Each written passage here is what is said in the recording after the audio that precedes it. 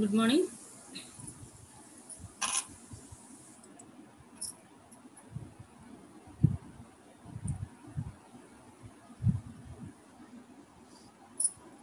Last క్లాస్లో మనం conditional events and conditional probability గురించి నేర్చుకున్నాము.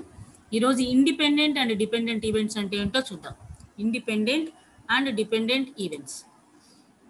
If the occurrence of the event E2 is not affected by the occurrence or non-occurrence of the event E1, అంటే if the occurrence of the event E2 is not affected by, అంటే ఒక second event జరగాలి అంటే ఒక చోట E1 event అనే 2 events ఉన్నాయి.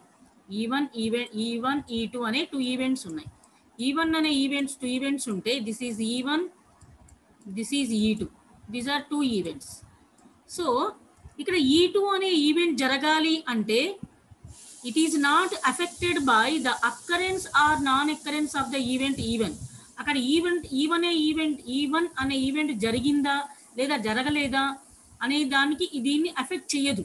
అంటే దాని మీద ఈ సెకండ్ ఈవెంట్ బేస్ అవ్వదు. Okay, if the occurrence of the event E2 is not affected by the occurrence or non occurrence of the event E1. E2 అనే ఈవెంట్ జరగాలి అంటే అక్కడ E1 అనే ఈవెంట్ జరిగిందా జరగలేదా అనే దాని మీద డిపెండ్ అవ్వదు. అలా E2 అనే ఈవెంట్ జరిగితే then the event E2 is said to be independent of E1. Okay, అప్పుడు మనం E2 అనే event is said to be independent of E1 అంటాం. ఇండిపెండెంట్ ఆఫ్ E1 అని అంటాం. అంటే ఇక్కడ E1 E2 అనే 2 ఈవెంట్లు ఉన్నాయి. ఫస్ట్ వన్ అంటే E1 E2 means first event second event అని. సెకండ్ ఈవెంట్ జరగాలి అంటే ఫస్ట్ ఈవెంట్ జరిగిందా జరగలేదా అనే దాని మీద ఆధారపడి ఉండదు. అలా బేస్ అవ్వకుండా, అలా డిపెండ్ అవ్వకుండా ఉంటే this is not affected by the, దీని మీద ఏ ఎఫెక్ట్ చూపించదు. ముందు ఈవెంట్ జరిగిందా జరగలేనా అనే ఎఫెక్ట్ ఏమి E2 అనే ఈవెంట్ మీద ఎఫెక్ట్ చూపించదు. అప్పుడు దెన్ ద ఈవెంట్ E2 ఈ said to B and independent of E1. అప్పుడు ఆ ఈవెంట్ E2ని ఏమంటామంటే ఇండిపెండెంట్ ఆఫ్ E1 అంటాం.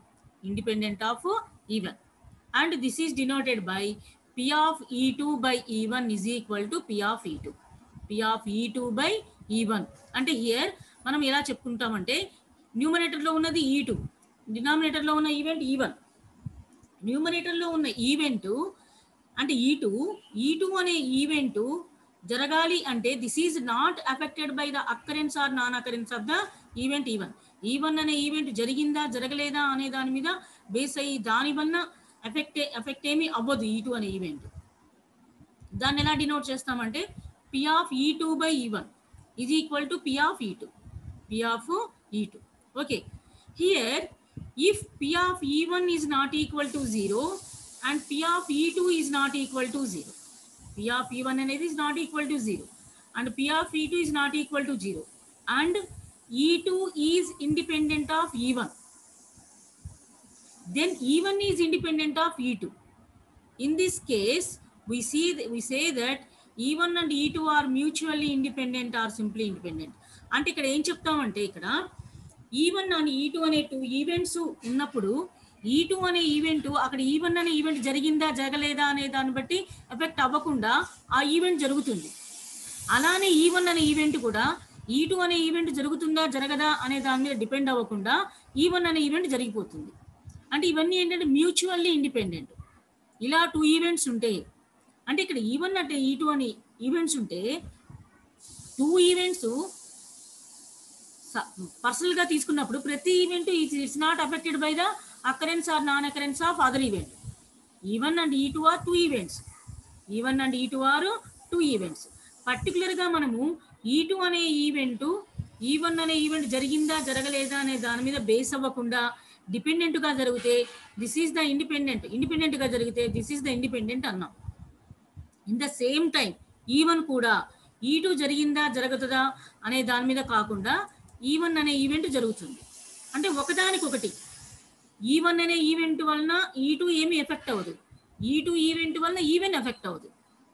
ఇది జరిగినా జరగకపోయినా E2 జరుగుతుంది, E2 జరిగినా జరగకపోయినా E1 జరుగుతుంది. సో ఇలా ఒకదానికొకటి ఇలా ఉన్నప్పుడు అంటే దాన్ని ఏమని చెప్తామంటే E1 is independent of E2 and E2 is independent of E1. అప్పుడు then E1 and E2 are mutually independent. E1 and E2 are mutually independent or simply independent. అంటాం. Simply independent or mutually independent అని అంటాం. Okay,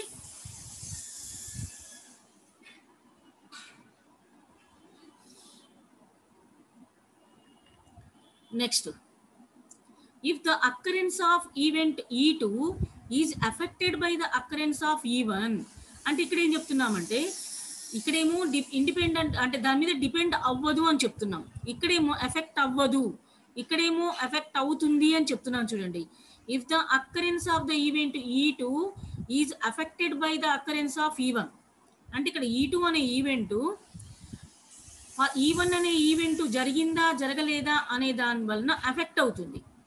effect అయితే then the event E1 and E2 are dependent. Then the events E1 and E2 are dependents. అంటే ఒక event దానికంటే ముందున్న event జరిగిన దాని వలన ఎఫెక్ట్ అయితే డిపెండెంట్, ఎఫెక్ట్ అవ్వకపోతే ఇండిపెండెంట్. జనరల్గా జనరల్గా థింక్ చేసినా కూడా డిపెండెంట్ ఇండిపెండెంట్ అంటే మీనింగ్ అనేది అదే కదా. డిపెండెంట్ అంటే ఒక దాని మీద ఆధారపడడం, ఇండిపెండెంట్ అంటే ఓన్గా ఉండడం. Independent it's not affected by the others, and dependent అంటే it is affected by the others అని. సో సేమ్ మనం జనరల్గా ఎలాంటి మీనింగ్ యూజ్ చేస్తామో అలాంటి మీనింగే యూజ్ చేస్తాం. కాకపోతే ఇక్కడ ఏంటంటే ఈ ఈవెంట్స్ వైజ్గా మనం డెఫినిషన్స్ని చెప్పుకుంటాం.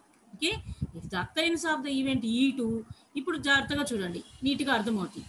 If the occurrence of the event E2 is not affected by the occurrence or non occurrence, జరిగిందా లేదా జరగలేదా, occurrence or non occurrence of the event E1, then the event E2 is said to be independent of E1. And దీని ఎలా రాస్తామంటే P of E2 by E1 is equal to P of E2. Okay మా, this is the first one. Independent ఈవెంట్కు ఇది definition. Next, mutually independent or simply independent అంటే ఏంటో చూద్దాం. ఇఫ్ P of E1 is not equal to 0 and P of E2 is not equal to 0 and E2 is independent of E1, then E1 is independent of E2. E2 అనేది independent of E1 అయితే then E1 is independent of E2. In this case, we say that E1 and E2 are mutually independent. ఈ కేసులో మనం ఏం చెప్తామంటే E1 and E2 అనేవి mutually independent or simply independent అంటాం. అని అంటాం. Okay, next, if the occurrence of event E2 is affected by the occurrence of E1, అంటే E2 అనే event affected by the occurrence of E1, ఇది effect అవుతుంది. ఎలా effect అవుతుంది, అది జరిగిందా జరగలేదా అనే దాని మీద ఎఫెక్ట్ అవుతుంది. Then the event and E2 are called dependent events. So ఇక్కడ ఎలా చెప్తామంటే P of E2 by E1 is not equal to P of E2. P of E2 by E1 is not equal to P of E2. Okay, these are definitions of dependent, independent and mutually independent or mutually dependent. Okay, ఇక్కడ చూడండి, problem చూడండి. In a group there are 3 men and 2 women. ఒక group ఉంది, ఆ గ్రూప్లో 3 men ఉన్నారు, అంటే 3 male, 2 women ఉన్నారు. 3 persons are selected at random from the group. ఈ 5 members టోటల్ ఎంతమంది ఉన్నారు, 5 ఉన్నారు. ఈ 5లో నుంచి 3 persons సెలెక్ట్ చేయాలి. 3 persons selected at random from the group. So ఇప్పుడు ఏం చెప్తున్నారంటే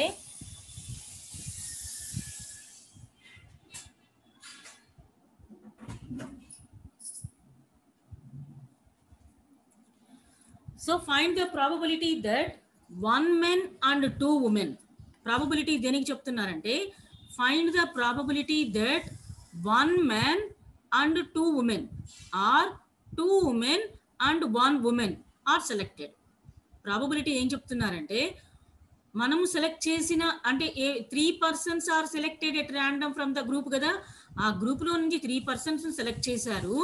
అయితే అందులో 1 మెన్ 2 ఉమెన్ ఉండాలి ఆర్ 2 మెన్ 1 ఉమెన్ ఉండడానికి ప్రాబబిలిటీ ఎలా ఉంటుంది, అలా సెలెక్ట్ చేస్తే ప్రాబబిలిటీ, అలా సెలెక్ట్ చేయడానికి ప్రాబబిలిటీ ఏంటి అంటున్నారు. అంటే 1 men 2 women or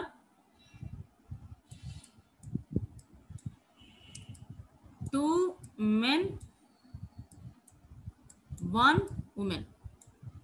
ఓకే, ఉన్నది ముగ్గురు, ఇలా అయినా సెలెక్ట్, ఇలా కానీ ఇలా కానీ, ఆర్ ఇలా కానీ ఇలా కానీ సెలెక్ట్ చేయడానికి ప్రాబబిలిటీ చెప్పమంటున్నారు. అలా సెలెక్ట్ చేయడానికి సెలెక్ట్ చేస్తే దానికి ప్రాబబిలిటీ చెప్పమన్నారు. Find the probability that 1 man and 2 women or 2 men or 1 woman are selected. ఇలా సెలెక్ట్ చేస్తే, ఇలా సెలెక్ట్ చేయడానికి ప్రాబబిలిటీ చెప్పమంటున్నారు. సో ఇప్పుడు మనం ప్రాబ్లం చూద్దాం. ఫస్ట్ ప్రాబ్లమ్ని బాగా అండర్స్టాండ్ చేసుకోవాలి. In a group there are 3 men and 2 women, అంటే టోటల్ పర్సన్స్ 5 members. అందులో నుంచి 3 persons are selected at random from the group. 3 persons select చేసుకోవాలంట. అంటే 5 members-లో 3 members సెలెక్ట్ చేయాలి అంటే టోటల్ నెంబర్ ఆఫ్ వేస్ ఎన్ని అవుతాయి? Anyone guess? Total number of ways ఎన్ని అవుతాయి? టోటల్ 5 కదా, 5C3 అవుతాయి, 5C3 అవుతాయి. ఓకే, అవి ఏంటంటే total number of cases. So చూడండి, let capital S be the sample space associated with the selection of 3 persons out of 5. 5లో నుంచి 3 persons తీస్తున్నాం. సో ఇదేంటంటే let S be the sample space associated with the selection of 3 persons out of 5. 5లో నుంచి 3 persons తీయాలి. అప్పుడు total number of cases ఏమవుతాయి? 5C3 అవుతాయి, 5C3 అవుతాయి. That is equal to 10. 5C3 అంటే 10 అవుతుంది. Okay,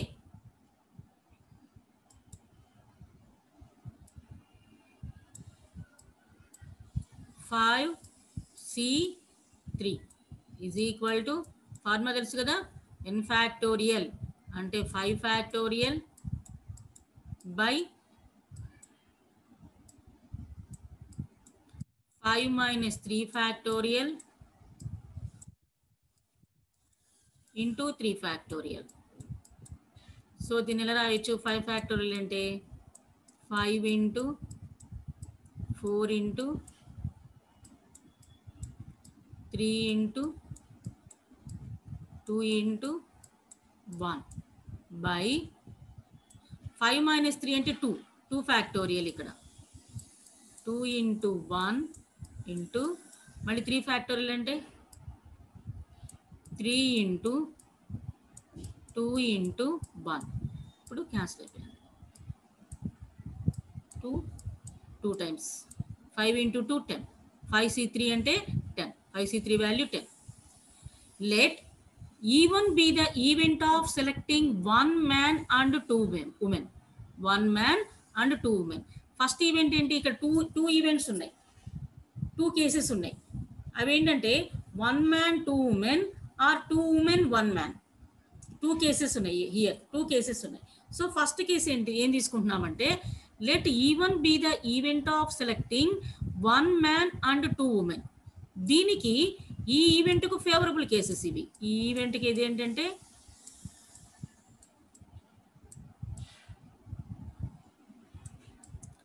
these are favourable cases. These are favourable cases. ఇప్పుడు ఏంటమ్మా 1 man and 2 women. So gents ఎంతమంది ఉన్నారు మన దగ్గర? 3 ఉన్నారు. లేడీస్ 2 ఉన్నారు.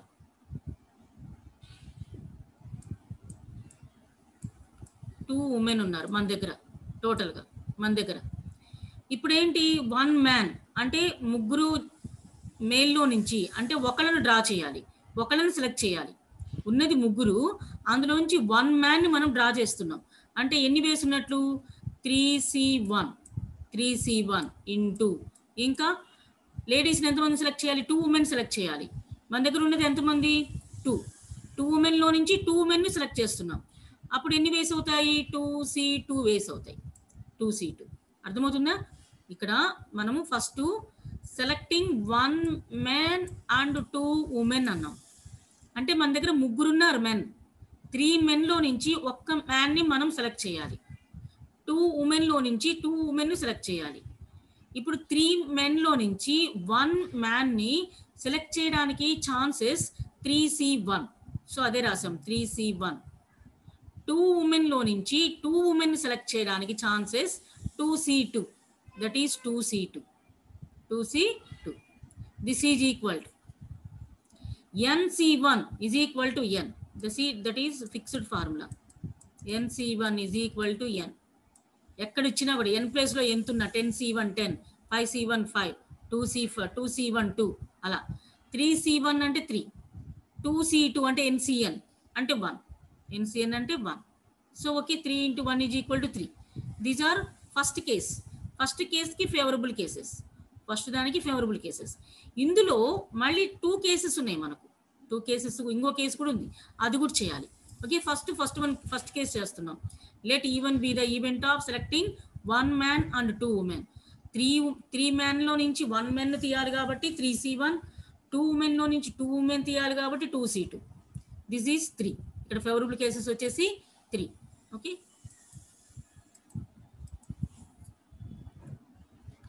Next let E2 be the event of selecting 2 men and 1 woman. 2 men and 1 woman. Actually ఇక్కడ ఎంత ఉన్నారు? ఇక్కడ కూడా సేమ్ 3 men 2 women ఉన్నారు. 3లో నుంచి మెన్ ఎంత తీయాలి? మెన్ ఎంతమందిని తీయాలమ్మా మనం? 2 మెంబర్స్ని తీయాలి. కాబట్టి ఎన్ని వేస్ అవుతాయి? 3C2 వేస్. అప్పుడు ఉమెన్ ఎంతమంది తీయాలి? 1 తీయాలి, అంటే 2C1. So 3C2 into 2C1 is equal to 6. Okay, 3C2 వచ్చేసి 3 అవుతుంది, 2C1 వచ్చేసి 2 అవుతుంది. 3 into 2 6 అయింది. But E1 intersection E2 is equal to 5. That is E1 and E2 are mutually exclusive events. Okay, now E1 union E2 is the event of selecting 1 man and 2 women, or 2 men or 1 woman. 2 men or 1 woman. అప్పుడు దీని ఎలా రాస్తాము? 2 add కదా, అంటే ఒకటే. Actually టోటల్గా event ఒకటే. Event ఏంటంటే నా దగ్గర 5 మెంబర్స్ ఉన్నారు. 5 మెంబర్స్లో నుంచి 3 మెంబర్స్ని ఒక కమిటీ కింద సెలెక్ట్ చేయాలి అనేది ఈవెంట్. టోటల్ ఈవెంట్ ఒకటే. Here there are 2 cases. అందుకని 2 కేసెస్ని మనము యాడ్ చేయాలి. జనరల్గా థింక్ చేసినా కూడా, లేదా మనం మన థీరం సైడ్ యాడ్ చేసినా కూడా. సో ఇది E1 intersection E2 is equal to 5. E1 and E2 are mutually exclusive. Therefore, P of E1 union E2 is equal to P of E1 plus P of E2. So P of E1 ఏమవుతుంది? So ఇందాక first ఏంటి? 3 కదా, 3 వచ్చింది. So that event, ఆ ఈవెంట్కి మనం probability చెప్తే, so once again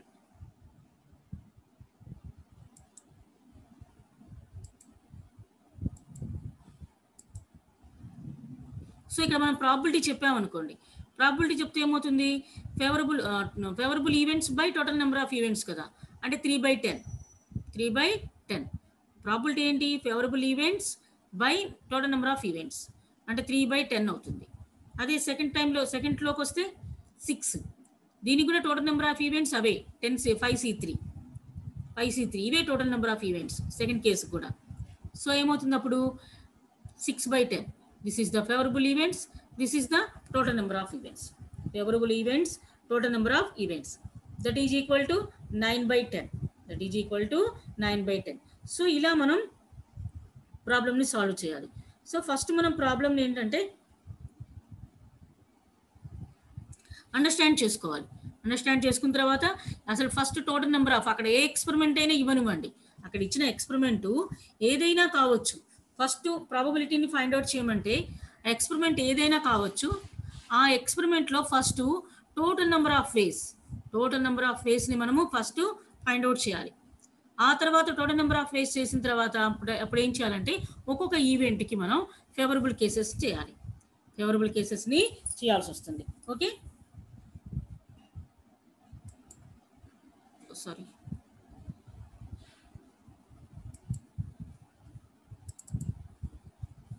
okay, next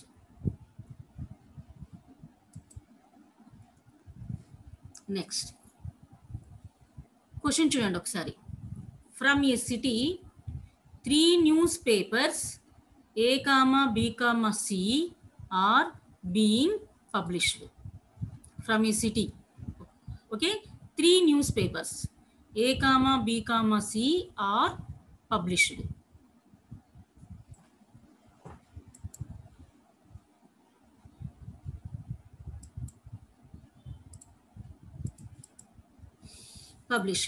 Capital A is read by 20%, B is read by 16%, C is read by 14%.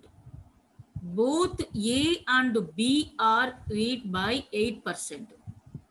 Both A and C are read by 5%. Both B and C are read by 4%. And all three A, B, C are read by 2%. What is the percentage of the population that read at least one paper? This is the question. Okay, ఎవరైనా చెప్పగలరా? Anyone?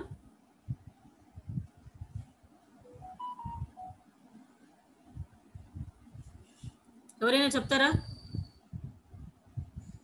ప్రాబ్లంకి meaning చెప్పండి.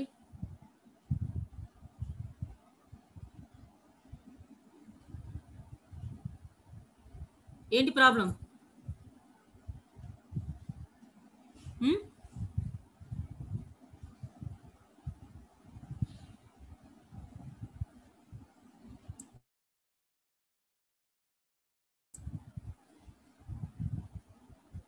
ఓకేమా?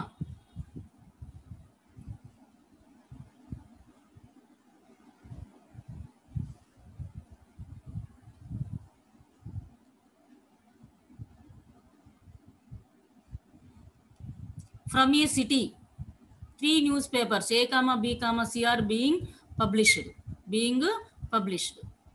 అయితే ఒక సిటీలో ABC అనే 3 papers publish అవుతున్నాయి. Capital A అంటే ఏ అనే పేపర్ని 20% చదువుతున్నారు. ఏ అనే పేపర్ని 20% చదువుతున్నారు.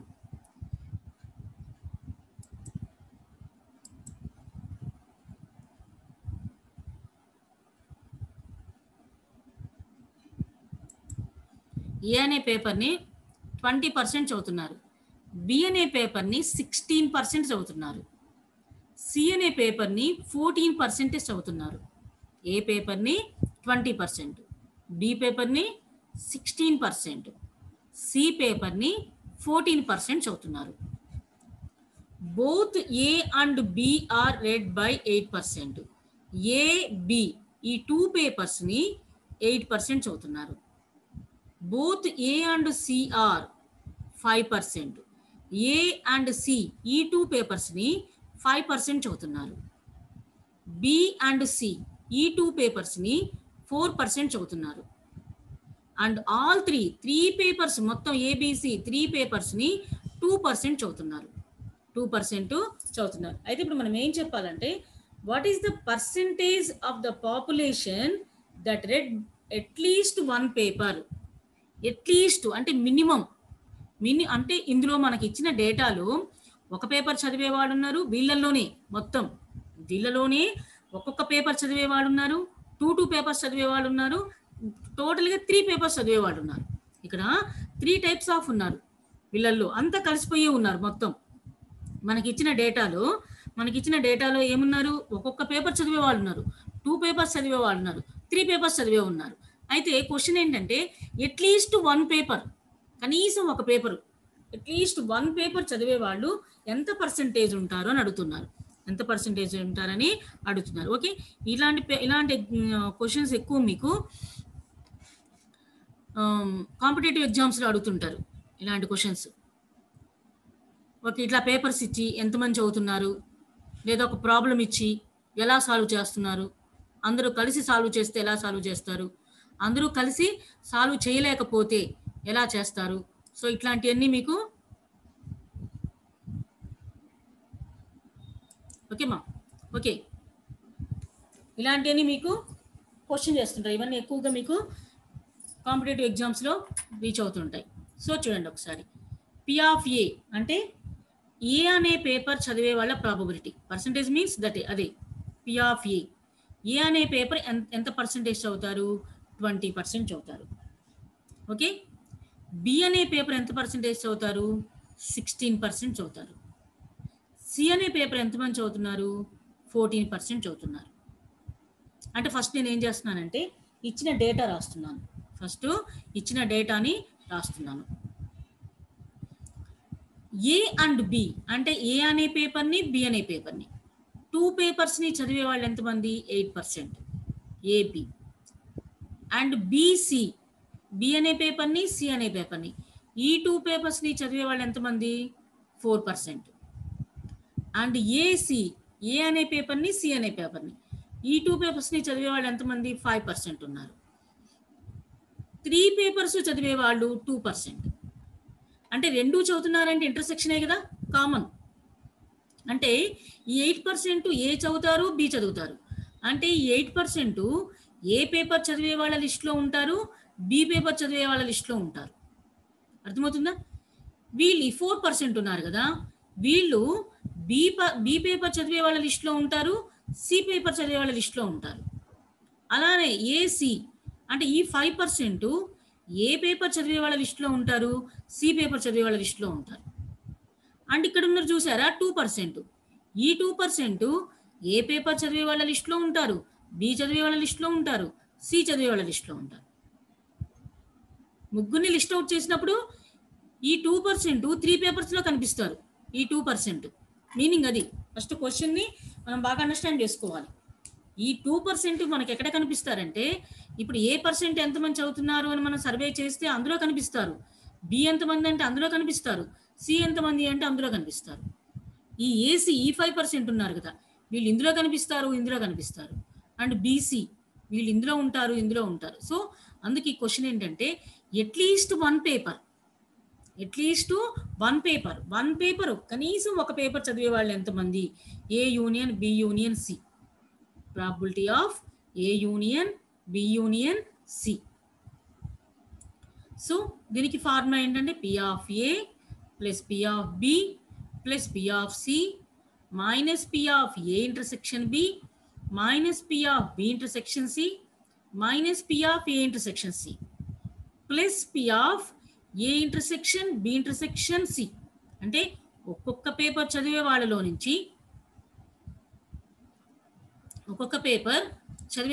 నుంచి మనం ఏం చేసామంటే ఒక్కొక్క పేపర్ చదివే వాళ్ళలో నుంచి మళ్ళీ వీళ్ళందరినీ మైనస్ చేయాలి. 2 పేపర్స్ చదివే వాళ్ళు ఉంటారు. మళ్ళీ at least one. This is the formula. P of A plus P of B plus P of C minus P of A intersection B minus P of B intersection C minus P of A intersection C plus P of A intersection B intersection C. So ఈ values అన్నీ మన దగ్గర ఉన్నాయి. ఈ values మొత్తం మన దగ్గర ఉన్నాయి. So we can substitute these values in this formula.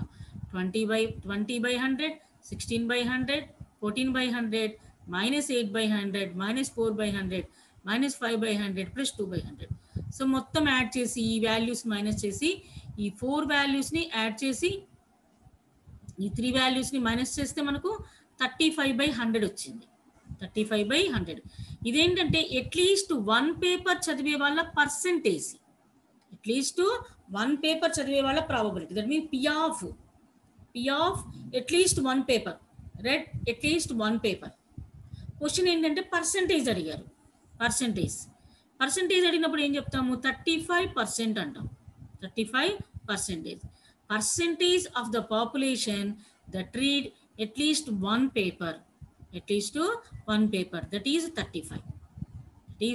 35. Okay. ఇలా మనం సాల్వ్ చేయాలి ఇలాంటి ప్రాబ్లమ్స్. అంటే ఇక్కడ ఏదో న్యూస్ పేపర్ అని ఒకటి ఇచ్చారు.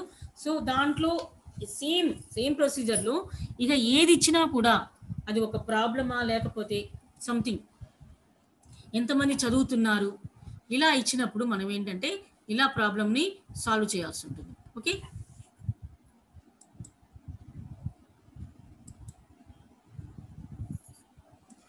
నెక్స్ట్ చూడండి,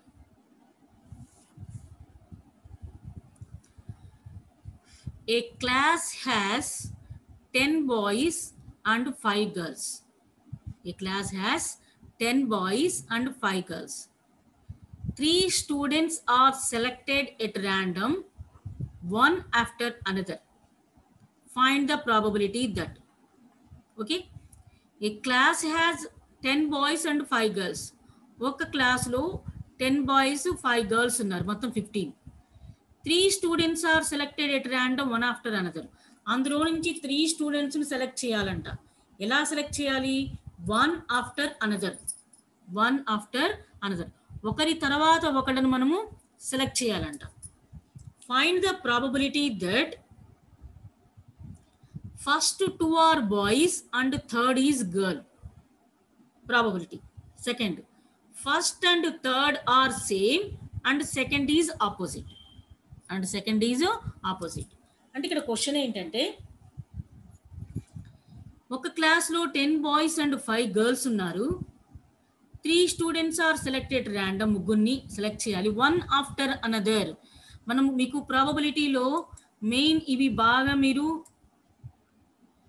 ఇలాంటి సెంటెన్సెస్, ఇలాంటి వర్డ్స్ని మీరు బాగా ఐడెంటిఫై చేయాలి.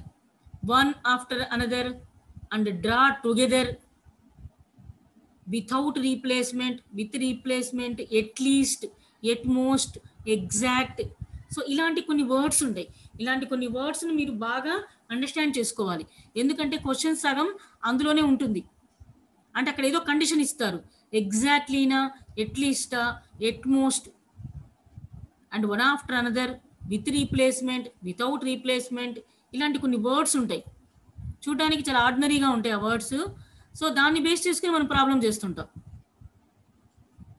ఇక్కడ ఏంటంటే, ఒక క్లాస్లో 10 బాయ్స్ 5 గర్ల్స్ ఉన్నారంట. 3 students are selected at random one after another. ఒకళ్ళ తర్వాత ఒకళ్ళని డ్రా చేయాలంట, ఒకళ్ళని తర్వాత ఒకళ్ళని సెలెక్ట్ చేయాలి. అంటే ఫస్ట్ ఒకళ్ళని సెలెక్ట్ చేయాలి, ఆ తర్వాత ఇంకొకళ్ళని సెలెక్ట్ చేయాలి, ఆ తర్వాత ఇంకొకళ్ళని సెలెక్ట్ చేయాలి. ఒకేసారి ముగ్గురిని సెలెక్ట్ చేయకూడదంట. అయితే find the probability that, first point, అలా సెలెక్ట్ చేస్తే ఎలా సెలెక్ట్ చేయాలంట? First point, first 2 are boys and third is girl. అంటే ఇలా 3 మెంబర్స్ని సెలెక్ట్ చేస్తే, ఇలా 3 మెంబర్స్ని సెలెక్ట్ చేస్తే ఫస్ట్ పాయింట్ ఎలా సెలెక్ట్ చేయమన్నాడు? ఫస్ట్ 2 ఆర్ బాయ్స్ అంటే ఫస్ట్ వన్ మనం బాయ్ని సెలెక్ట్ చేయాలంట, సెకండ్ వన్ కూడా బాయ్ని సెలెక్ట్ చేయాలంట, థర్డ్ వన్ గర్ల్ని సెలెక్ట్ చేయాలంట. ఇలా సెలెక్ట్ చేయడానికి ప్రాబబిలిటీ ఏంటి అని అడుగుతున్నారు. ఇలా సెలెక్ట్ చేయడానికి ప్రాబబిలిటీ ఏంటి? Find the probability that first 2 are boys and third is girl. ఆ సెలెక్షన్ ఎలా ఉండాలో చెప్తున్నారు. అంటే these are favourable events, these are total number of events. ఇక్కడ నుంచి టోటల్ నెంబర్ ఆఫ్ ఈవెంట్స్ వస్తాయి. అంటే టోటల్ 15 ఉన్నారు, 15లో నుంచి 3 మెంబర్స్ని తీయాలి. అంటే 15C3 total number of ways. Favourable events చేసేటప్పుడు కండిషన్స్ని మనం అబ్జర్వ్ చేసుకోవాలి.